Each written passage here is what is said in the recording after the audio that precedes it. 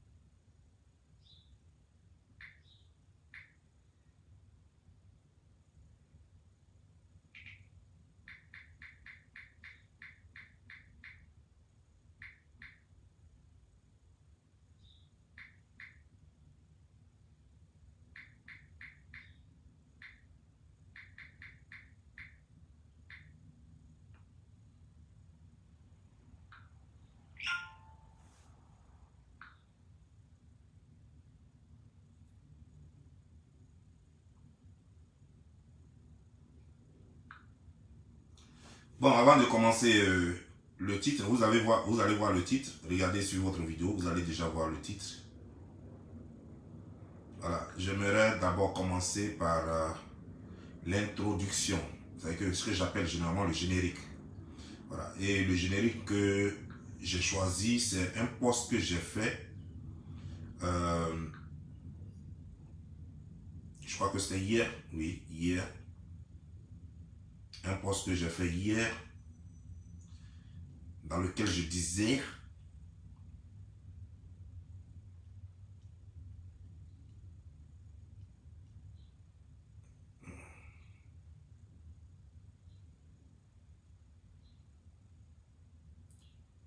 pourquoi les femmes disent... Attends, est-ce que c'est ça?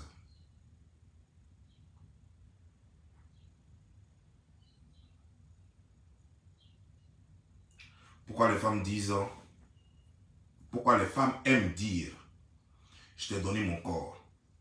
Et je dis comme ça, manipulation ou inutilité.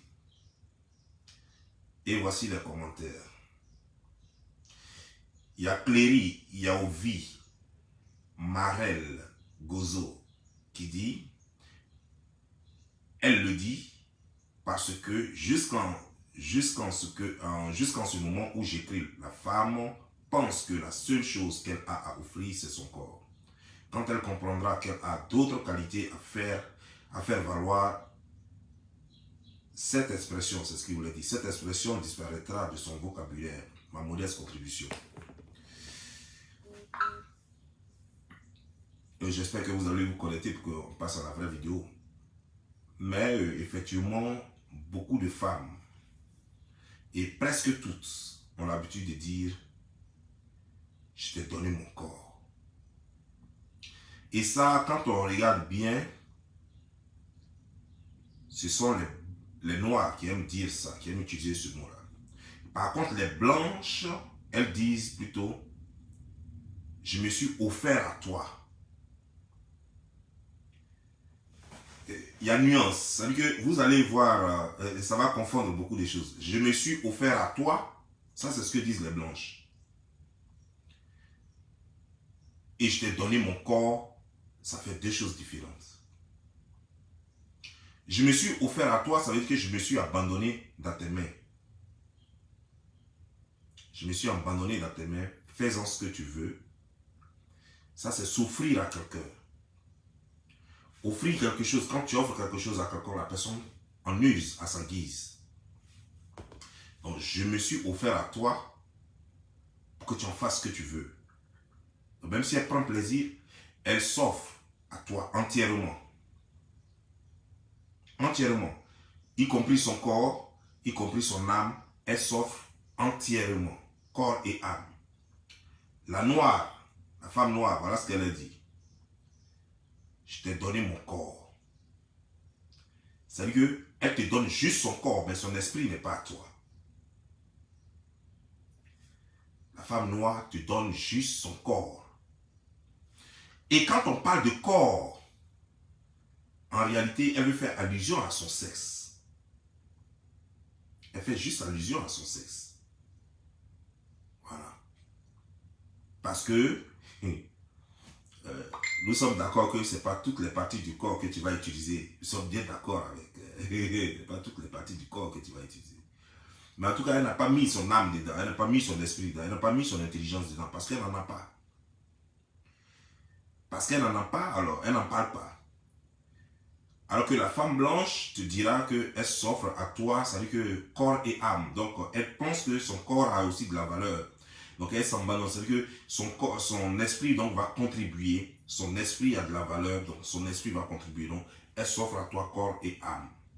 La noire, elle te dira que je t'ai donné mon corps. Ça veut dire que parce qu'elle, l'esprit, elle n'a pas. L'intelligence, elle n'a pas. Elle vient juste avec ses fesses, juste pour ça. Et quand je dis elle vient avec ses fesses, ça veut dire qu'elle vient juste avec ce que vous savez. Elle n'a rien d'autre à donner. Et c'est ça. Mais il y a quelqu'un qui a argumenté quelque part ici, et ça m'a plu aussi, qui a aidé les femmes, qui a argumenté, pas forcément pour aider les femmes, mais son truc m'a bien plu. Et voilà ce qu'il dit. Il s'appelle Xiang Feng. Il dit, en fait, elle dit parce que, il voulait dire, elle le dit, parce que c'est toi qui fais le premier pas, c'est toi l'homme qui vient demander quelque chose dans la plupart du temps, tu la courtises parce que tu souhaites quelque chose en retour. C'est pourquoi la femme dit, je t'ai donné parce que tu as demandé. Donc la femme dit, selon lui, que je m'offre à toi ou je t'offre mon corps ou je me suis offert ton corps parce que la plupart du temps, chez nous, en Afrique, la demande vient de l'homme. Donc quand tu viens, tu demandes, elle peut te donner, comme tu peux refuser. Son explication est logique. J'étais un peu d'accord avec son explication, mais après, il y a quelque chose qui m'est venu en tête. En Afrique, l'homme ne demande pas le sexe. L'homme dit à la femme, quand il va draguer une femme, il dit, tu me plais, je t'aime, je veux que tu sois ma copine. Jusqu'à tout dernièrement, l'Afrique ne connaissait pas le Mugupan. En Afrique, on ne connaît pas le Mugupan. Et c'est pourquoi ça faisait très mal quand il y a une séparation dans une relation. Parce qu'en Afrique, ni la femme ni l'homme ne partaient spécialement pour faire un Mugupan. Maintenant, concernant, c'est l'homme qui drague. Quand l'homme va draguer la femme, il ne dit pas à la femme, je viens pour que tu me donnes le sexe. J'ai besoin de ton corps. Il dit, j'ai besoin de toi. Il ne dit pas que j'aime ton corps, donne-moi ton corps. Il dit, je t'aime ou tu me plais. C'est ce qu'il dit. Donc, il ne va pas demander le sexe à la femme. Il va demander une relation à la femme. Il ne va pas demander le corps de la femme. Il va demander une amitié à la femme. Donc, pourquoi elle dira, je t'ai donné mon corps? Parce que même quand l'homme a dit, je t'aime et que je veux de toi, j'ai besoin de toi, quand après tout se passe autrement, elle dit, je t'ai donné mon corps. Ce qui n'est pas bien. J'aimerais dire aux femmes que la plupart des femmes qui disent, je t'ai donné mon corps, c'est parce qu'elles n'ont rien d'autre à donner que leur corps. Et pourtant, c'est ce que vous aimez dire, je t'ai donné mon corps. Et c'est vrai comme on le voit dans notre société africaine, généralement, la plupart des femmes, il y a une exception qui confirme la règle, mais la plupart des femmes n'ont rien à offrir dans le foyer. Elles ne donnent rien, rien du tout à part leurs fesses.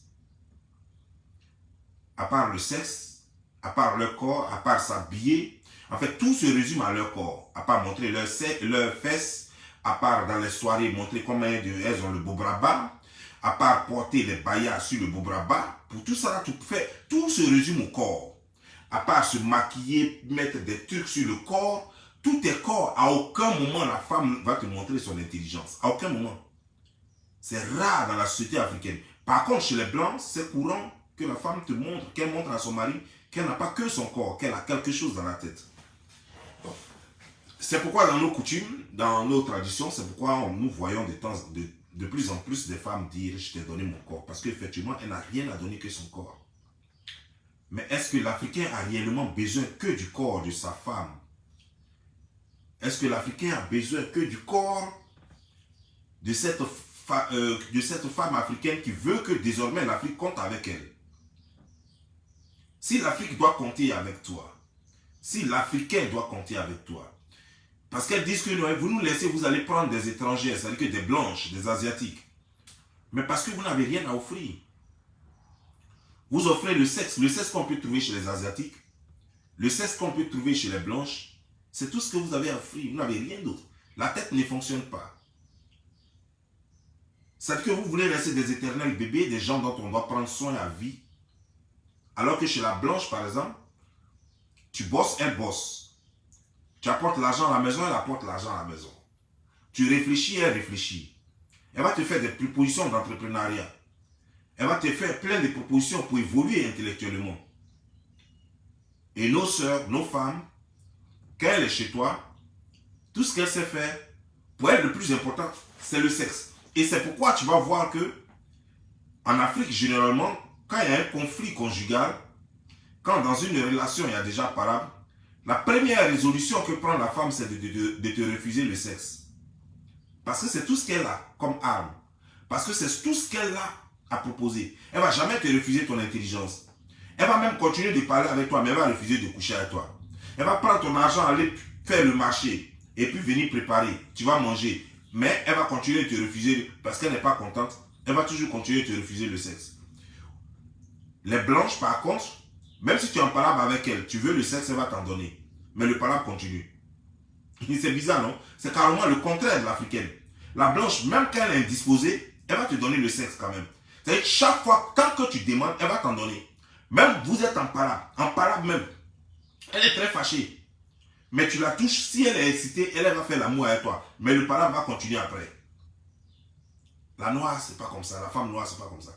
Elle, l'arme qu'elle a, tout ce qu'elle pense qu'elle a de mieux, ce qu'elle pense qu'elle a contre toi, ce dont elle pense que tu as trop besoin, c'est son sexe. Vous êtes en palabre, elle va te refuser le sexe. Si elle est trop fâchée qu'elle veut te faire du mal, elle va aller coucher avec ton meilleur ami. Pour elle, c'est pour te faire du mal. Hein. Elle prend son propre sexe, elle va coucher avec ton frère, elle va coucher avec ton meilleur ami. Dans sa tête là, c'est pour te faire du mal. Elle, pour elle, non, elle est en train de te punir quoi. C'est toi qui est en train de punir. Hein. Souvent, même elle te dit, si tu fais ça, j'ai couché avec ton meilleur ami. Ah bon, tu as couché, tu cherches des femmes dehors. Ok, je vais te montrer. Qu'elle dit, je vais te montrer, c'est pour aller coucher avec ton meilleur ami. Parce que pour elle, c'est ça. Tout se résume à son sexe. Tout est sexe. Sexe, sexe. C'est-à-dire que le jour, le sexe est malade, elle est impuissante. Le jour, elle voit que tu n'as plus besoin de son sexe. Et c'est pourquoi elle devient très folle.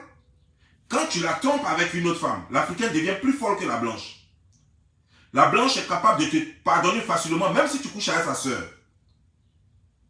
L'Africaine te pardonne difficilement lorsque tu dors avec elle et puis tu ne la touches pas. Non, ça là, tu peux la tuer. La blanche, tu peux dormir avec elle. Si tu ne la touches pas, elle sait qu'il y a quelque chose qui ne va pas. Elle ne va pas penser à beaucoup. Elle va peut-être se dire que tu es malade. Mais l'Africaine, elle va penser tout de suite que vous êtes en guerre désormais. Parce que pour elle, c'est la seule chose qu'elle peut t'offrir. Et si tu n'en as pas besoin, elle n'a plus raison d'être. C'est ce qu'elle peut t'offrir dans ce monde-là. Et toi, tu n'en as pas besoin. Mais c'est qu'elle n'a plus raison d'être. C'est fini. Tant que tu en as besoin, elle se dit, je le tiens. C'est que je suis encore utile dans sa vie. Parce qu'il a encore besoin de ça.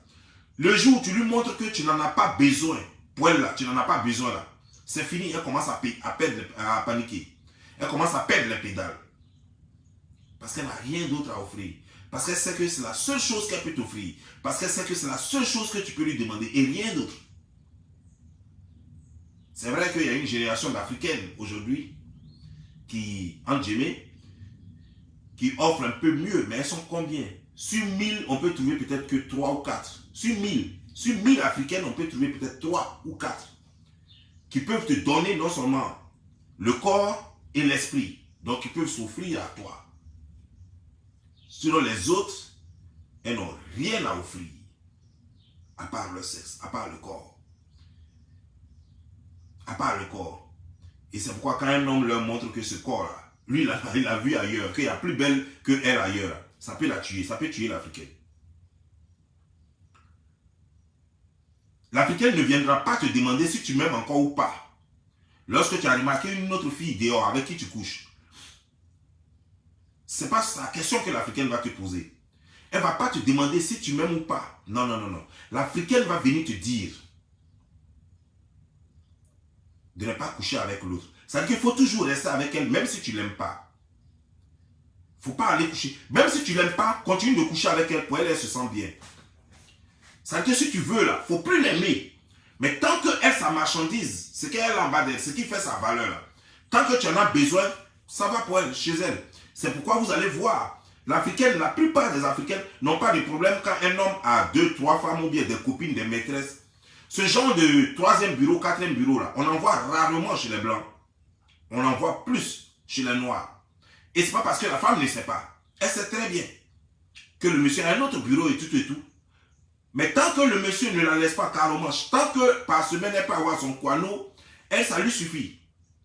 Ce n'est pas parce qu'elle n'est pas au courant des relations extérieures de son mari. Elle est bien au courant. Mais tant que elle, tu lui montres que tu as toujours besoin de ce qu'elle a à t'offrir là, ça va, le reste, elle ferme les yeux là-dessus. Elle dit, non, qu'à faire comment, moi je le tiens. De toute façon, je le tiens. Quand elle dit, je le tiens là, ça veut dire que pour elle, tant que tu demandes son truc, c'est bon. Donc ça veut dire que pour avoir la femme africaine, si tu ne veux pas qu'il y ait par là, même si tu la trompes avec des milliers de femmes dehors, il faut toujours venir la satisfaire. Tu lui donnes au moins ces 2 par semaine, c'est bon. Tant que tu lui donnes ces 2 par semaine, elle est en confiance. Pour elle, tout va bien. Même si tu n'aimes pas ses façons de faire, même si tu ne l'aimes plus, même si elle est là et qu'elle se laisse faire, qu'elle a grossi comme ça, même si tu as plein de reproches à lui faire, mais tant que tu lui demandes son wano, tant que tu peux avoir besoin de ce qui est en bas d'elle, là, pour elle, tout va bien, la vie est belle. La blanche, c'est pas ça. Lorsque tu commences à tromper la blanche va se poser une question. Est-ce qu'il m'aime encore? Et elle va te faire asseoir pour savoir si tu l'aimes. Elle ne va pas penser parce qu'elle sait que le sexe, il y en a toujours derrière. Il y en a de plus beaux, il y en a de plus choses derrière. Mais elle veut savoir si tu l'aimes encore. C'est ça son problème. Le problème, c'est est-ce que vous allez coucher encore? Non, c'est pas ça elle cherche. Elle veut savoir si tu l'aimes encore. Si tu ne l'aimes plus, alors pour elle, la relation n'a plus besoin d'être, n'a plus de raison d'être. Parce qu'elle ne peut pas continuer cette relation, même si tu veux 10 000 fois coucher avec elle, elle ne peut pas continuer cette relation si tu ne l'aimes plus. Même si hier vous avez fait l'amour, même si tout ce que là tu veux encore faire l'amour avec elle, elle ne va plus continuer cette relation. Parce que tu ne l'aimes plus. Parce que tu ne l'aimes plus.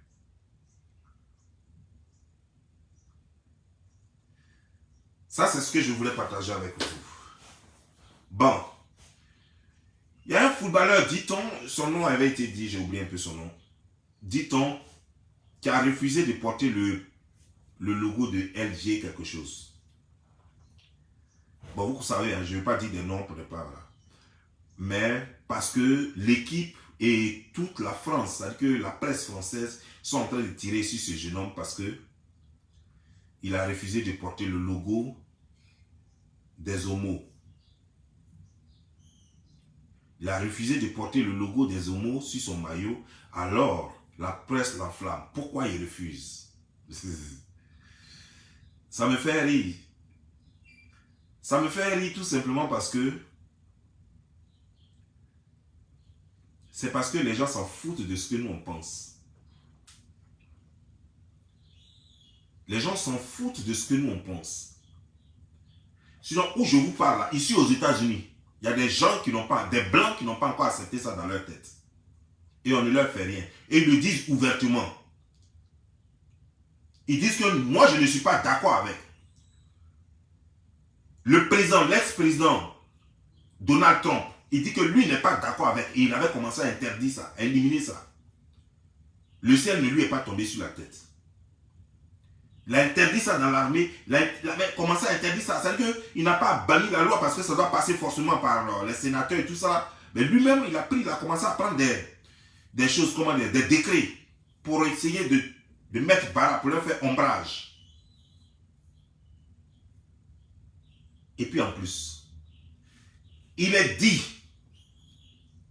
selon les tests de l'ONU, et selon les tests aux États-Unis ici, je crois que la France aussi, je ne connais pas bien pour la France, mais je crois que pour la France, mais de toute façon, tous les tests doivent respecter les tests de l'ONU qui sont au-dessus de qui sont au-dessus de tous les tests. Tous les tests doivent respecter les tests de l'ONU parce que les tests de l'ONU sont au-dessus de tous les tests. Les tests sont clairs. N'obligez personne à tromper sa religion. Ça veut dire que quel que soit l'individu, il a le droit de prier et de respecter ces lois religieuses. Vous ne pouvez pas obliger quelqu'un à trahir sa croyance, tout simplement pour vous faire plaisir. C'est les tests de l'ONU qui disent ça, c'est pas moi. Ce n'est même pas le footballeur là. Les tests de l'ONU disent, vous ne pouvez pas obliger quelqu'un à trahir sa religion. Ici aux États-Unis, ici où je vous parle en ce moment, il y a une religion. La loi aux États-Unis interdit, comment dire, la polygamie. La loi aux États-Unis, je vous dis bien, la loi fédérale américaine interdit la polygamie. Mais il y a une religion ici aux États-Unis, au nom de cette religion, la polygamie s'applique encore. Je répète, la loi fédérale américaine interdit la polygamie sur le sol américain. Mais au nom de la religion, il y a une religion aux États-Unis ici qui applique la polygamie pour étendre pour étendre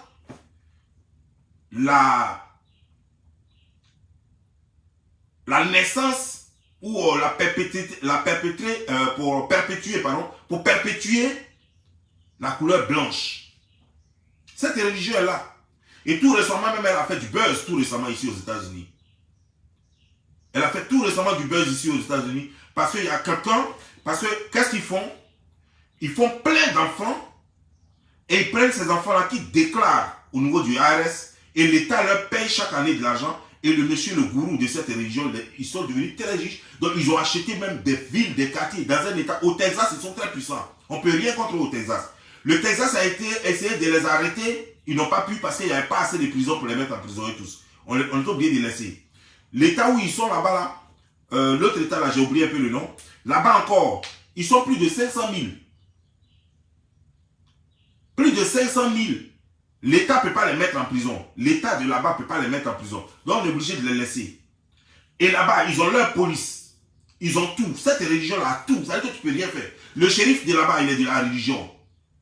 Donc les enquêtes sont bloquées. Le chauffeur de bus de là-bas, le maire de là-bas, il est de la religion. Eux tous sont de la religion. Tu ne peux rien faire contre eux. Donc, vous les blancs sont bien placés pour savoir que ce qu'ils disent là, c'est des bêtises. La Bible dit, c'est eux qui ont envoyé le christianisme, c'est pas nous. C'est eux qui ont fait la guerre du christianisme. Chez eux là-bas, chez les blancs, surtout en France.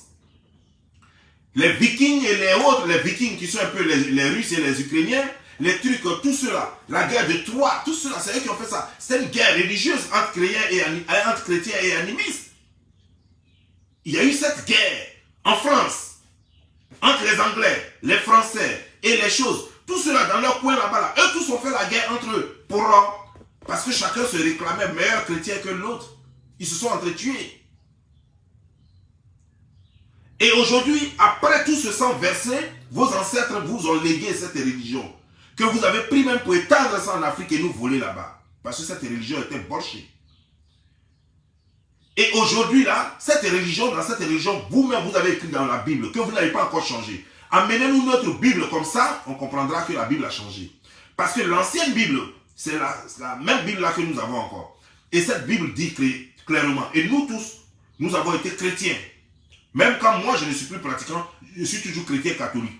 Et c'est dans cette Bible catholique là qu'il est écrit que l'homme ne doit pas coucher avec un autre homme. Qu'une femme ne doit pas coucher avec une autre femme. Et qu'un homme devait se mettre absolument, forcément avec une femme. Vous n'avez pas encore brûlé la Bible, vous n'avez pas encore combattu la Bible, et vous instaurez des choses contraires à la Bible. Mais quand on va au procès, à un procès, c'est la Bible là que vous donnez. Nous, on n'est qu'à jurer sur la Bible. C'est quelle foutaise ça? Cette Bible que vous-même vous insultez, que vous dites qu'elle est mensongère.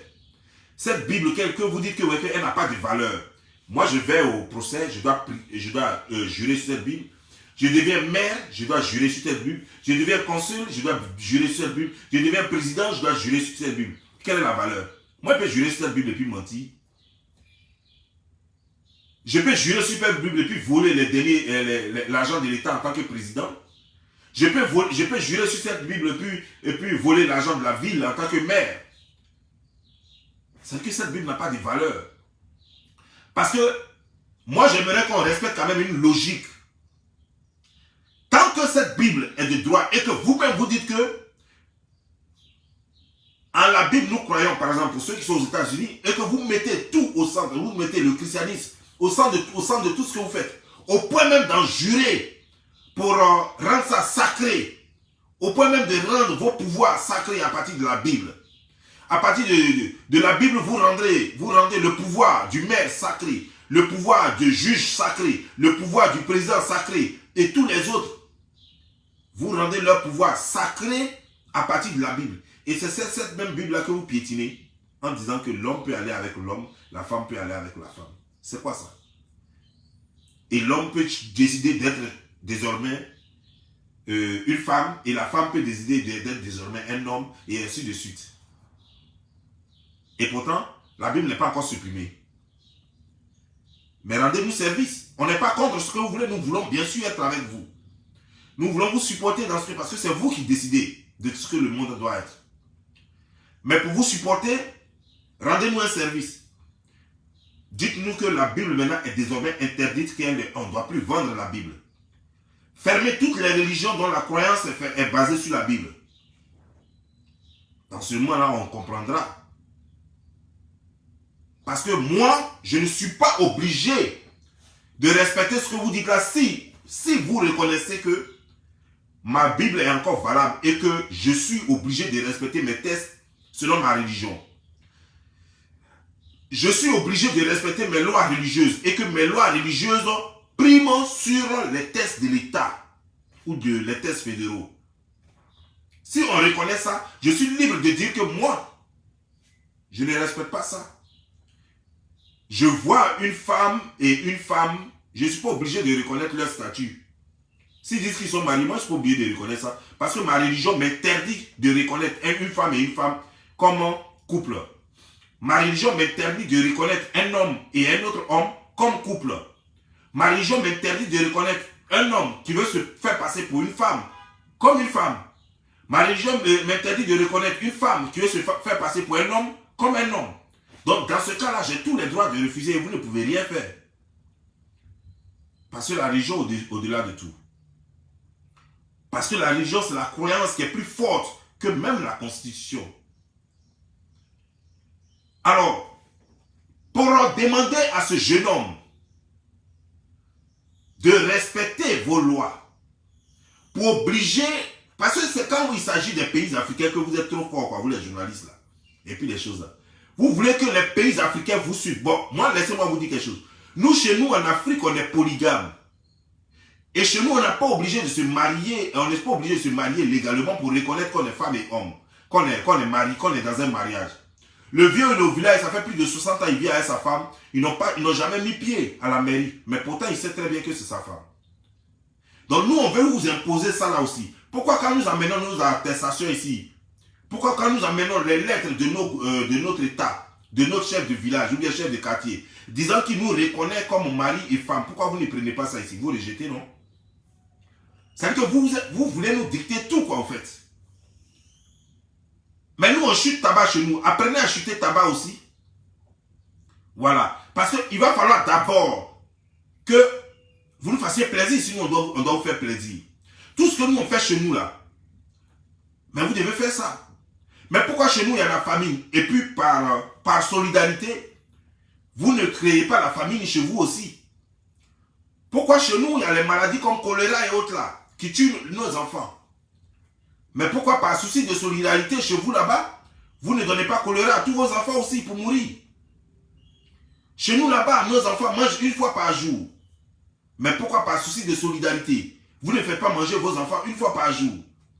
En fait, il y a tellement de choses chez nous. Chez nous, il y a le travail des mineurs. Moi, à 12 ans déjà, je savais porter cacao sur la tête pour amener au village.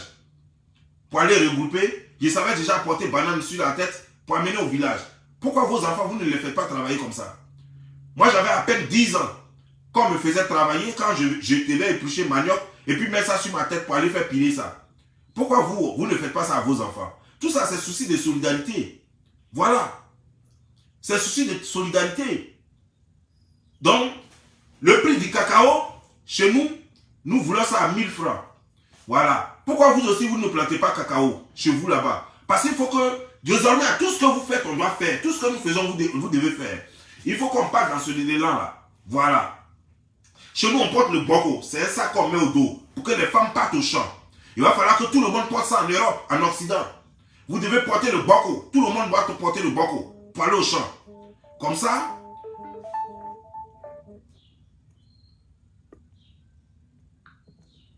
tout le monde doit porter le boko en Occident.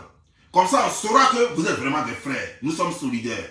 Voilà. Mais ne prenez pas vos déchets là. C'est pas parce que vous avez des problèmes pour avoir des femmes chez vous et que vous avez commencé à vous enculer, vous baiser par l'anus, que vous allez penser, chez nous là, chez nous toi-même tu dors et puis ton papa te dit on a réservé femme pour toi.